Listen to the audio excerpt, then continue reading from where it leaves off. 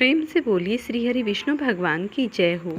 क्या आप जानते हैं शनिदेव एक ऐसे देव हैं जिनकी कृपा भगवान शिव और शनिदेव की पाने से मनुष्य के समस्त प्रकार की बाधाएं दूर हो जाती हैं। उसके जीवन में समस्त प्रकार के सुख समृद्धियों का वास होता है और मनुष्य को न जाने कितने बुरे कर्मों से मुक्ति भी मिल जाती है। शनिदेव ग्रह के देव हैं, ऐसा भी कहा जाता है। जिस पर शनि की कृपा होती है वह सब प्रकार की बाधाओं को दूर कर लेता है, लेकिन जिस पर शनि की कुदृष्टि पड़ जाती है उस मनुष्य के जीवन में समस्त चीज़ें नष्ट हो जाती हैं, उल्कापात सा मच जाता है और उस मनुष्य को कोई रास्ता नजर नहीं आता। तो शनिदेव इतने महान और अद्भुत हैं कि इनकी महिमा को कोई भक्त जान लेता है तो ये उसकी समस्त प्रकार की बाधाएं दूर कर देते हैं। तो आज की इस कथा में मैं आपको शनिवार की एक स्पेशल और बहुत ही भव्य दिव्य कथा सुनाने वाली हूँ। इस कथा को आप पूरे ध्यानपूर्वक इसका श्रवण कीजिए। एक समय की बात है, स्वर्ग लोक में सबसे बड़ा कौन है, इस प्रश्न पर सभी नौ ग्रहों में विवाद हो गया। इस पर फैसला करने के लिए सभी नौ ग्रह राजा इंद्र के पास पहुंचे और बोले, हे देवराज, आपको यह फैसला करना होगा कि हम में से कौन सबसे बड़ा है। ये प्रश्न सुनकर देवराज इंद्र उलझन में पड़ गए और उन्होंने इस पर फैसले को लेकर असमंजस्यता जताते हुए सभी नवग्रहों को पृथ्वीलोक के राजा विक्रमादित्य के पास जाने का सुझाव दे दिया। सभी ग्रह भूलोक के राजा विक्रमादित्य के दरवाजे पर जा पहुंचे। राजा विक्रमादित्य ने अपने प्रश्न का जवाब पूछा, जिसको सुनकर राजा विक्रमादित्य भी कुछ देर के लिए परेशान हो उठे, क्योंकि अभी ग्रह अपनी अपनी शक्तियों के कारण महान थे। किसी को भी छोटा या बड़ा कहना उनके लिए परेशानी का कारण बन सकता था। तभी अचानक राजा विक्रमादित्य को एक उपाय सूझा और उन्होंने अलग अलग धातुओं जैसे सोना, चांदी, कांसा, तांबा, सीसा, रांगा, जस्ता, अभ्रक और लोहे के 9 आसन बनवाए। सबसे आगे सोना और उसके पीछे लोहे के आसन को रखा गया।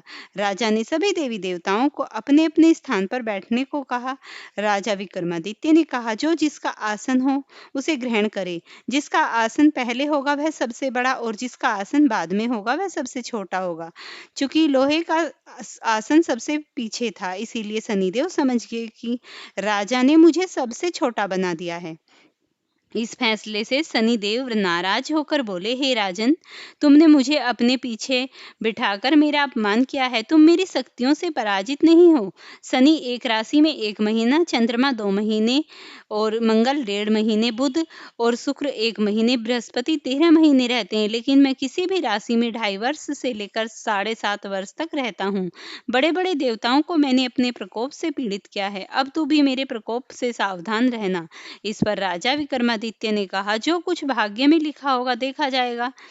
कुछ समय बाद वह राजा विक्रमादित्य पर 7.5 की दशा आई तो शनिदेव ने घोड़े के व्यापारी का रूप धारण किया और बहुत से घोड़ों के साथ विक्रमादित्य के नगर पहुंचे। राजा विक्रमादित्य उन घोड़ों को देखकर एक अच्छे से घोड़े को अपनी सवारी के लिए चुनकर आ चढ़े। राजा जैसे ही उस घोड़े पर सवार होकर वह बिजली की गति से तेजी से दौड़ता हुआ घोड़ा राजा को दूर एक जंगल में लेकर चला गया और वह फिर महाराजा गिरकर गायब हो गया। राजा अपने नगर लौटने के लिए जंगल में भटकने लगे, लेकिन राजा को कोई रास्ता नहीं मिला। राजा को बहुत तेज भूख प्यास लगी थी। जंगल में बहुत घूमने पर राजा को एक चारवाहा मिला। राजा ने उसी से पानी मांगा। पानी पीकर राजा ने उस चारवाहे को अपनी अंगूठी दे दी और उससे रास्ता पूछकर जंगल से निकलकर पास के नगर में गया। नगर पहुंचकर राजा एक सेठ की दुकान पर बैठ गए। राजा की कुछ देर दुकान पर बैठने से सेठ की बहुत बिक्री हुई।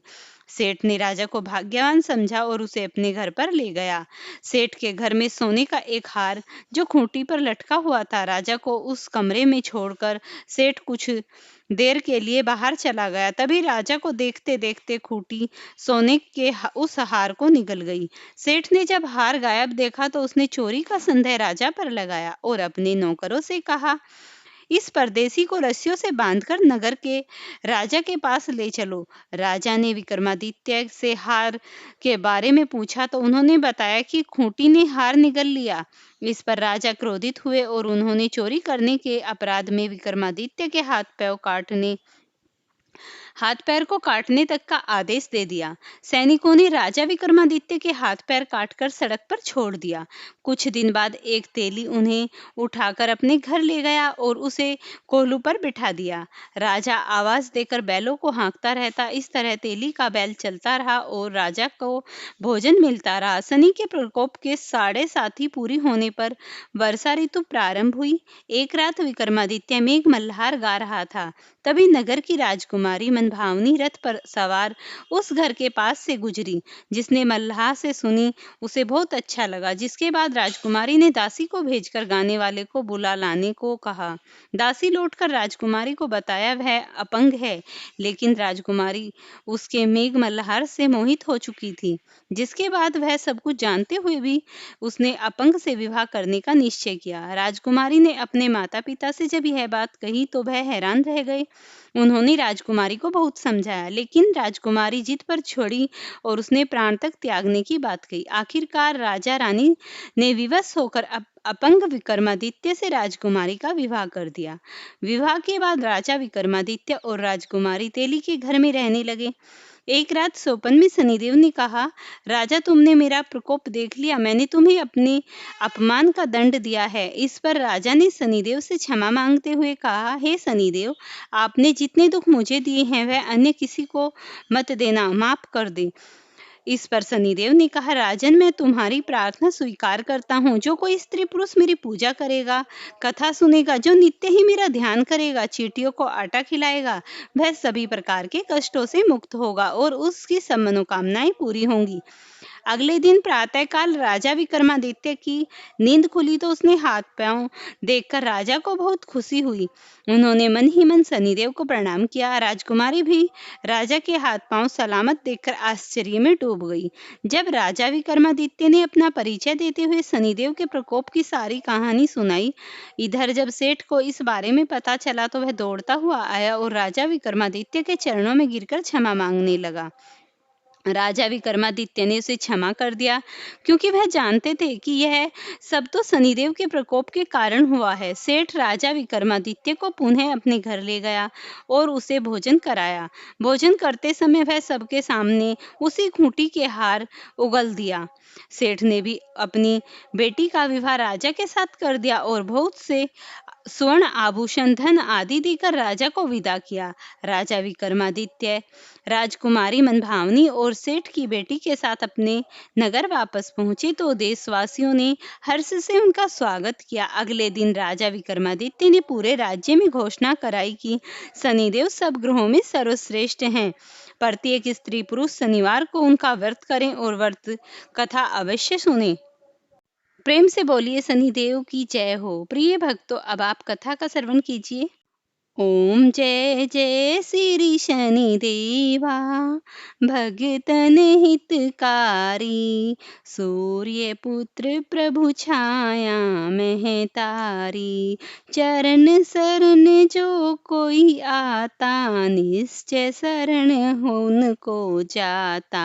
ओम जय श्री शनि देवा, काला वस्त्र प्रभु है सुहाता, मुख से भस्म चंदन है लिपटता। जय जय शनि देवा, गदा त्रिशूल धनुष धरि सोहे, कठिन दंड प्रभु कुने सोहे। जय जय श्री शनि देवा, दीप दान तेल अति प्यारा, करे प्रसन्न प्रभु भंडारा उबारा। जय जय श्री शनि देवा, भक्त करे जो सच्चे मन से, राहु केतु ग्रह हटे पल क्षण में। जय जय श्री शनि देवा, जो कोई ध्यान धरे मन लाई, संपत्ति सुख संपदा पाई। जय जय श्री शनि देवा। प्रेम से बोलिए श्री शनि भगवान की जय हो। फ्रेंड्स, अगर आपको ये वीडियो पसंद आई हो तो इसे लाइक शेयर करना, चैनल पर नए हैं तो चैनल को सब्सक्राइब करना।